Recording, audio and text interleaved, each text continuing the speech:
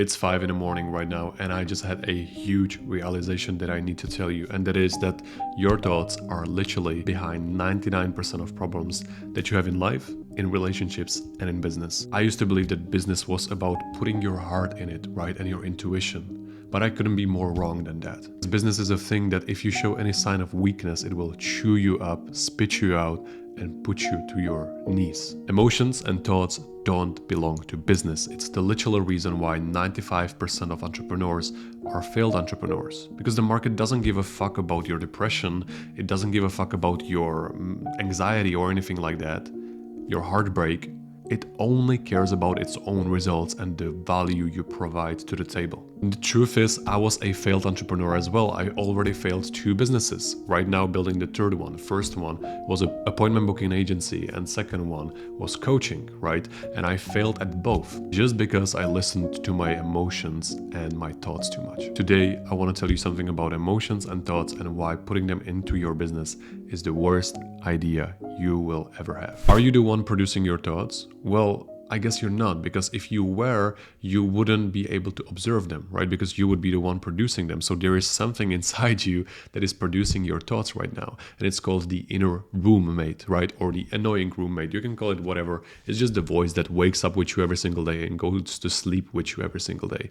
And it's the literal reason why most businesses fail, why most relationships fail, why you probably fail in life in certain areas and stuff like that. Because literally 95% of your problems stem from your thoughts and emotions. If you had better relationship with your thoughts and emotions, you would basically succeed in life. Think about it.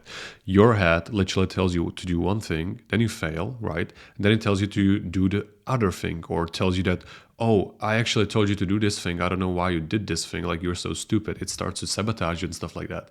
That's the voice inside of your head. And this is the literal reason why 95 of percent of businesses basically fail, right? Because they invest too much into their emotions and their thoughts. And as I said, it's 5 a.m. It's 5:51 actually right now. And yesterday, I'm going to be completely honest, there was a pretty big black swan event in my life, right? Something that really stirred me up inside and really hurt me. I'm not going to lie. The worst possible response I could have had to that moment was to be actually more engaged in this rage and in these thoughts of revenge and stuff like that, right?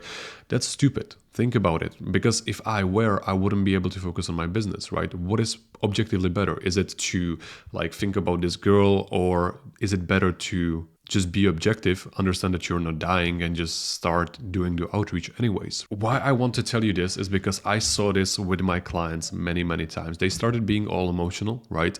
And then something failed. Emotions and thoughts usually fail your business and your life and your relationships, everything inside of that. So a thought on the fundamental level is nothing else than like a brain fart, we could say. It's like electric discharge in your brain that basically happens, produces some thought, and then it goes away, right? We have around I think 5,000 to 6,000 thoughts every single day. I think maybe even more, 6 to 10,000 maybe.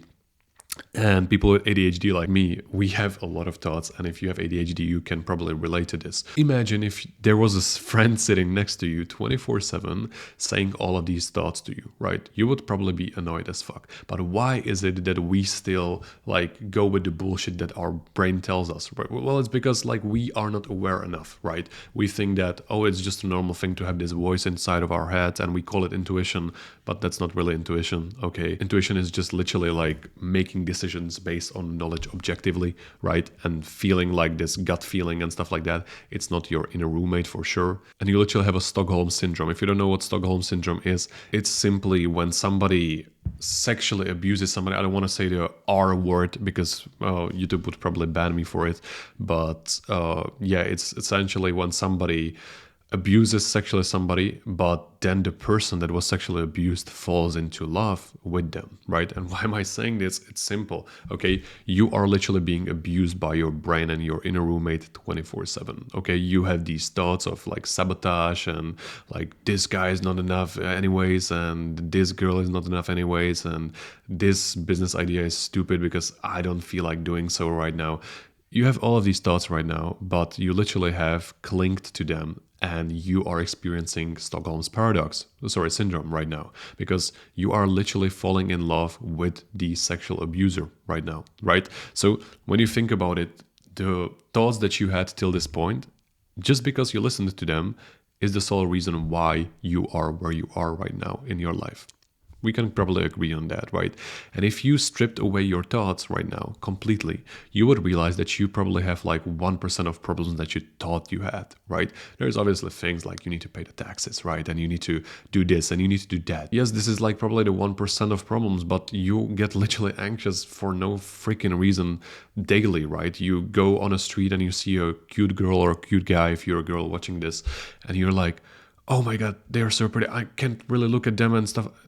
Like your inner roommate is just trying to basically save you, right, from hurting yourself. That's why they start to create like stories like, oh, this guy is not that hot anyways, right? After you basically like look at him, or this girl is not hot anyways. So the thing is, like, stop listening to your fucking thoughts, right? Stop listening to them and just observe them. If you have problem like I do, where you basically overthink a lot, I actually done a disc test yesterday, and I was 77% analytical and 89% dominant. So these two in a combination make me overthink a lot, I would say. Because of this overthinking, my business started to fail again, right? But I fortunately catched myself, right, and bring myself up again. And how you can basically resolve these, like this bad relationship with your thoughts, is firstly by labeling them, right? So just observing them, nothing else. Just observing the thought that pops into your brain. Let's say it was about a disgusting breakup, right? Or like some thought of depression or something like that.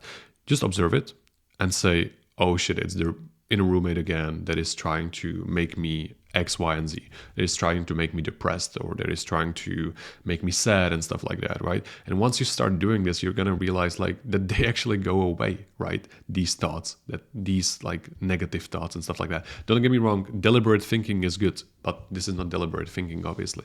So you just label it, right? Then you just observe it for a second, and then you re-anchor to a present moment, right? How do you do it? Is simply by focusing on the breath, focusing on, for example, your feet being on the ground, focusing on the touch, on the feel of your body, on the smells, smells probably, that's how you say it in English, and anything that can re-anchor you into a present moment, right? It's very crucial, because if you won't, you will be in this thought stuck forever, and it's going to become a feedback loop. If you don't know what feedback loop is, it's a self-sustaining and self-feeding mechanism that basically, imagine like input and output, right? And these two just feeding each other over and over again. So if you have a negative thought about depression, then you will start feeling like, oh, I'm depressed because I feel depressed because I think I'm depressed. What the fuck? Right? It doesn't objectively make fucking sense and rationally. So stopping to engage with your thoughts is a literal superpower, okay? And I'm practicing it right now. Don't worry, I'm not like Mr. Perfect or something like that. I still get fed up in my emotions quite a lot. And lately I had, as I said, like a big black swan event that hurt me quite a lot. And yeah, it's just like, am I dying? No, right? Let's just put it this way. It was just a thing that was temporary that happened, right? And now I can see it rationally finally, because I'm like, okay, but I'm still gonna wake up anyways. I'm still gonna wake up at, by the way, today I woke up at 3. So I'm still gonna wake up at 3. I'm still going to do the work. I'm still going to build my business. I'm still going to crush life in every single fucking direction, right? So why even bother? It already happened. Great, okay. It wasn't pleasant. It wasn't nice. Whatever, right? Get over it and just observe your thoughts. Emotion's the same. If you feel some emotion right now, just observe it. Label the emotion like, okay, I feel depression right now. And it actually goes away usually.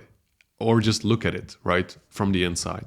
And that's why 95% of businesses fail, because they make emotional decisions. And because if you right now are in some negative emotion and you make a decision in that emotion, well, you're making irrational decision then. Okay, so it was just a realization for this morning. If you like it, leave a like, leave a subscribe. I'm gonna be launching something huge. I'm gonna be launching Funnel Hub within like 1 or 2 weeks, literally from this video coming out. And it's going to be a free community where I share basically all the templates, all the resources and all the files that I give to my clients when I'm scaling their funnels and creating their funnels and stuff like that. And you will get one free complimentary funnel if you join this free community. Join a waiting list down below to actually get a chance to get into this community. It's going to be very exclusive because I just want their people that actually care about results. Okay, that's it. I'm going to see you on the next video. Take care. Join a waiting list down below because I'm going to be launching this huge community and I'm actually looking forward to it. And don't get fed up into your thoughts and emotions too much.